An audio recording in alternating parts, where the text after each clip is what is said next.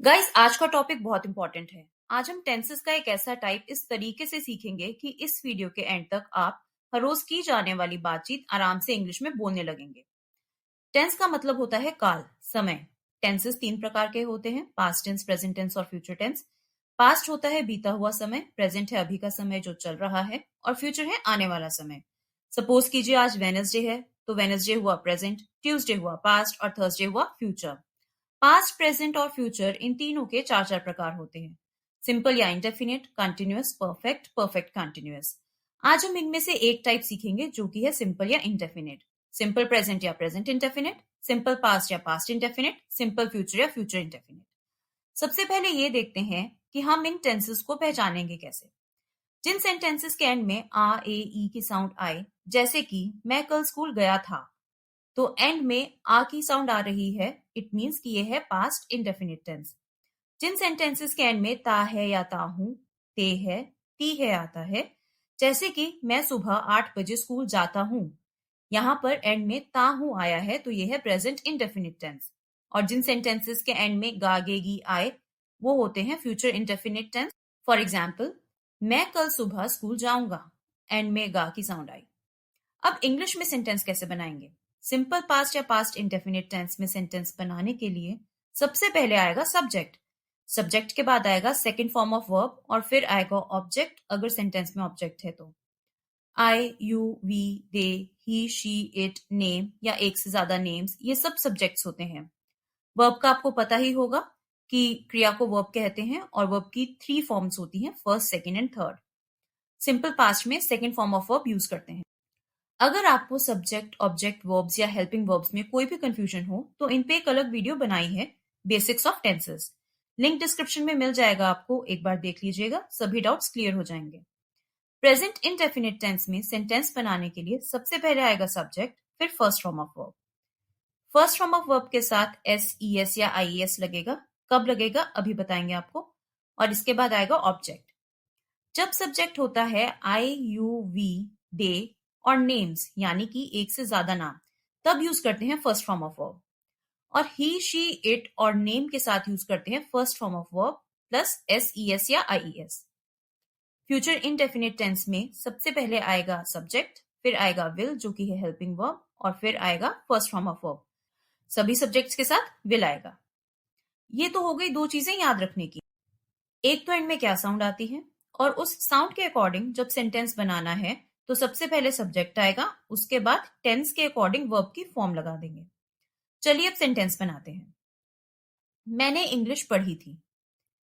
एक तो थी से पता ही चल गया कि ये बीते समय की बात कर रहे हैं, और एंड में ई की साउंड आ रही है, तो ये सिंपल पास्ट या पास्ट इंडेफिनिट टेंस है। मैंने का मतलब है आई, सबसे पहले आएगा सब्जेक्ट आई। सब्जेक्ट के बाद आएगा वर्ब यानी कि क्रिया। यहाँ क्रिया क्या है? पढ़ाई। पढ़ाई को इंग्लिश में क्या कहते हैं? स्टडी। और स्टडी की सेकंड फॉर्म ऑफ वर्ब क्या होती है? Study, studied, studied. तो सेकंड फॉर्म ऑफ वर्ब हुई studied. I studied and then object English. I studied English.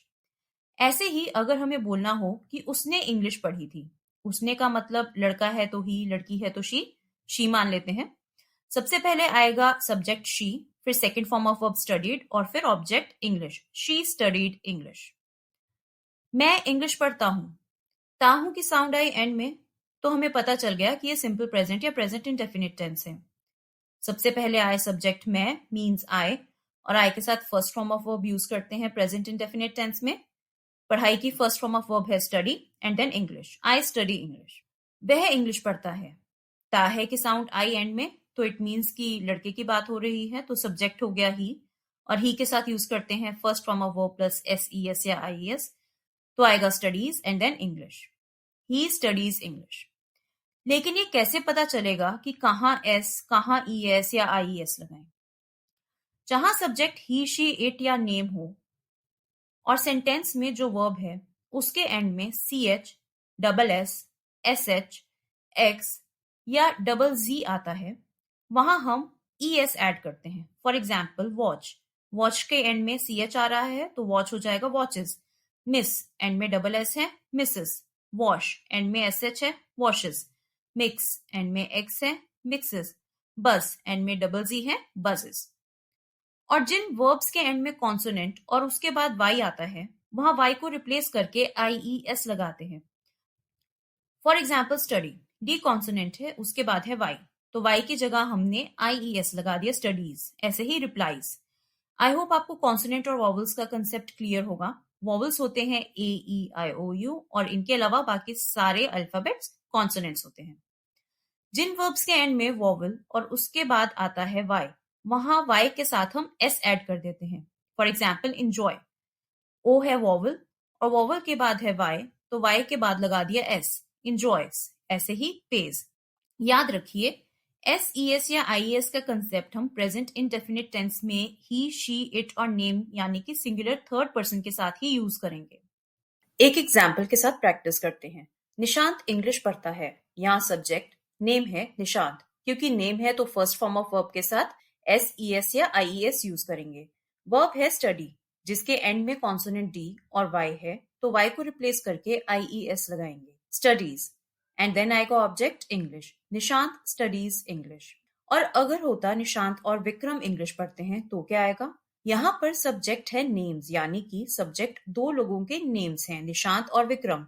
और जब एक से ज्यादा नेम्स होते हैं तो सिर्फ first form of verb use करते हैं, Nishant and Vikram study English. Next is future indefinite tense. मैं इंग्लिश पढ़ूंगा, एंड में गा की साउंड आ रही है तो फ्यूचर इंडेफिनिट टेंस है। सबसे पहले आएगा सब्जेक्ट आई, सब्जेक्ट के बाद आएगा विल और विल के बाद आएगा first form of verb study and then object English, I will study English. वह इंग्लिश पढ़ेंगे, पढ़ेंगे मीन्स एक से ज्यादा लोगों की बात हो रही है। सब्जेक्ट आएगा दे, फिर आएगा will and then first form of verb study and then object English, they will study English. इन सभी सेंटेंसेस को एफर्मेटिव सेंटेंसेस बोलते हैं। Affirmative means positive sentences. अब नेक्स्ट सीखते हैं कि जब आपके सेंटेंस में नहीं आएगा तो आप सेंटेंस कैसे बनाएंगे। जिन सेंटेंसेस के एंड में नहीं आता है उन्हें कहते हैं नेगेटिव सेंटेंस। मैंने इंग्लिश पढ़ी थी, ये है एफर्मेटिव सेंटेंस। इसका नेगेटिव सेंटेंस क्या होगा? मैंने इंग्लिश नहीं पढ़ी थी। पास्ट में नहीं या ना के लिए डिड नॉट यूज करते हैं और डिड नॉट के साथ हमेशा first form of verb use करते हैं। याद रखिए, डिड नॉट के साथ हमेशा फर्स्ट फॉर्म ऑफ वर्ब ही यूज करेंगे। ये एक बहुत कॉमन गलती है जो काफी लोग करते हैं, लिखते हुए भी और बोलते हुए भी। सब्जेक्ट के बाद डिड नॉट, फिर first form of verb and then object. मैंने इंग्लिश नहीं पढ़ी थी। सबसे पहले आएगा सब्जेक्ट यानी कि आई, फिर आएगा डिड नॉट, फिर first form of verb study and then English. I did not study English. याद रखिए, पास्ट इंडेफिनिट टेंस में एफर्मेटिव सेंटेंस में second form of verb use करते हैं और नेगेटिव सेंटेंस में डिड नॉट के साथ first form of verb use करते हैं। उसने इंग्लिश नहीं पढ़ी थी। उसने मीन्स ही या शी। सेंटेंस नेगेटिव है तो डिड नॉट आएगा और डिड नॉट के बाद आएगी first form of verb study and then object English, she did not study English. Present indefinite tense में नेगेटिव सेंटेंस बनाने के लिए सब्जेक्ट के साथ डू या डज लगाएंगे, फिर आएगा not and then first form of verb and then object. I, you, we, they और नेम्स के साथ डू लगेगा, ही, शी, इट और नेम के साथ डज लगेगा। मैं इंग्लिश नहीं पढ़ता हूं। सब्जेक्ट आएगा आई, उसके बाद आएगा डू, उसके बाद आएगा नॉट, फिर first form of verb study and then object English, I do not study English. वह इंग्लिश नहीं पढ़ता है। वह मीन्स ही या शी, फिर आएगा does not, then first form of verb study and then object English, he does not study English. Future indefinite tense की बात करें तो नेगेटिव सेंटेंस बनाने के लिए पहले आएगा सब्जेक्ट, फिर आएगा will, then not and then first form of verb और फिर ऑब्जेक्ट। मैं इंग्लिश नहीं पढ़ूंगा। पहले आएगा सब्जेक्ट आई, फिर विल, उसके बाद आएगा नॉट, फिर आएगा first form of verb study और फिर आएगा object English, I will not study English. वह इंग्लिश नहीं पढ़ेंगे, they will not study English. बात करते हुए हम क्वेश्चंस भी पूछते हैं ना, तो अब क्वेश्चन सेंटेंसेस यानी कि इंटेरोगेटिव सेंटेंसेस बनाना सीखते हैं। इंटेरोगेटिव सेंटेंसेस दो प्रकार के होते हैं, एक जिनका आंसर सिर्फ यस और नो होता है और दूसरे जिसमें हम कुछ इंफॉर्मेशन जानना चाहते हैं जिनके जवाब यस और नो नहीं होते। पहले सीखते हैं वो इंटेरोगेटिव सेंटेंसेस जिनका आंसर यस या नो होता है। पास्ट इंडेफिनिट टेंस में इंटेरोगेटिव सेंटेंस बनाने के लिए सबसे पहले आएगा डिड, फिर subject, then first form of verb क्योंकि सेंटेंस में डिड है और डिड के साथ हमेशा first form of verb use होती है, and then object and then question mark. क्या मैंने इंग्लिश पढ़ी थी? इसका आंसर यस या नो ही होगा, तो स्टार्टिंग करेंगे डिड से, then subject I, then first form of verb study and then object English and then question mark. Did I study English? क्या उसने इंग्लिश पढ़ी थी? Did she study English? Present indefinite tense में interrogative sentence बनाने के लिए सबसे पहले आएगा डू या does, then subject. Present indefinite में हमेशा फर्स्ट फॉर्म ऑफ वर्ब ही आती है एंड देन ऑब्जेक्ट। अब डू और डज कहाँ आएगा ये तो आपको क्लियर हो ही गया होगा। क्या मैं इंग्लिश पढ़ता हूं? इसका जवाब यस या नो ही होगा, तो क्वेश्चन स्टार्ट होगा डू से क्योंकि सब्जेक्ट है I. Do, then subject, then first form of verb and then object. Do I study English? क्या वो इंग्लिश पढ़ता है? यहाँ सब्जेक्ट है ही, तो क्वेश्चन स्टार्ट होगा डस से एंड देन आएगा subject and then first form of verb and then object. Does he study English? यहां पर हमने डू के साथ ऑलरेडी ईएस लगा दिया है, इसलिए बाद में जो वर्ब आया है स्टडी उसको हम चेंज नहीं करेंगे। देन है interrogative sentence in future indefinite tense. सबसे पहले आएगा विल, फिर आएगा subject, then first form of verb और उसके बाद आएगा ऑब्जेक्ट। क्या मैं इंग्लिश पढ़ूंगा? सबसे पहले आएगा विल, फिर आएगा सब्जेक्ट आई, फिर आएगा first form of verb study and then object English. Will I study English? क्या वह इंग्लिश पढ़ेंगे? Will they study English? ये तो हो गए वो क्वेश्चंस जिनके जवाब यस या नो है, यानी कि हाँ या ना है। लेकिन ऐसे सवाल भी होते हैं जिनमें हम कुछ इंफॉर्मेशन मांगते हैं, जैसे कि क्यों, कब, कहाँ, कैसे, किसने, किसको। इन सभी को इंग्लिश में कैसे बोलेंगे? Why, when, what, where, who, whom, whose, which, how.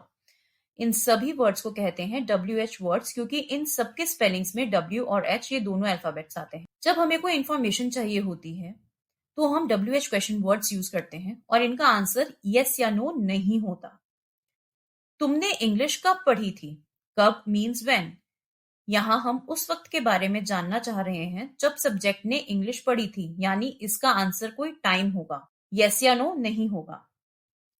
तीनों इनडेफिनिट टेंसेस में WH क्वेश्चन बनाने के लिए सबसे पहला वर्ड WH क्वेश्चन का ही होगा और बाकी सब सेम होगा। तुमने इंग्लिश कब पढ़ी थी? सबसे पहले आएगा WH वर्ड व्हेन, उसके बाद आएगा डिड, फिर subject you, then first form of verb क्योंकि डिड के साथ फर्स्ट फॉर्म ऑफ वर्ब ही यूज होती है, study and then object English. When did you study English? सब सेम रहा, बस डिड से पहले व्हेन लगा दिया। ऐसे ही उसने इंग्लिश कब पढ़ी थी? When did she study English? ऐसे ही सेम होगा प्रेजेंट इंडेफिनिट टेंस में, मैं इंग्लिश कब पढ़ता हूं? व्हेन के बाद डू आएगा and then subject, then first form of verb study and then object English. When do I study English? वह इंग्लिश कब पढ़ती है? When does she study English? सब सेम रहा, बस डू और डज से पहले व्हेन आ गया। फ्यूचर इंडेफिनिट टेंस, मैं इंग्लिश कब पढ़ूंगा? When will I study English? Way English कब पढ़ेंगे? When will they study English? सब सेम रहा, बस विल से पहले व्हेन लगा दिया। सो गाइस, ये था complete indefinite tense. I hope आपके डाउट्स क्लियर हुए होंगे। प्रेजेंट, पास्ट और फ्यूचर टेंस पर भी हमने अलग अलग डिटेल्ड वीडियोस बनाई हैं, लिंक्स डिस्क्रिप्शन में मिल जाएंगे आपको। एक बार देख लीजिएगा, टेंसेस के कंसेप्ट्स और भी ज्यादा क्लियर हो जाएंगे। अगर वीडियो अच्छी लगी हो तो please like, share and subscribe जरूर कीजिएगा। Happy learning.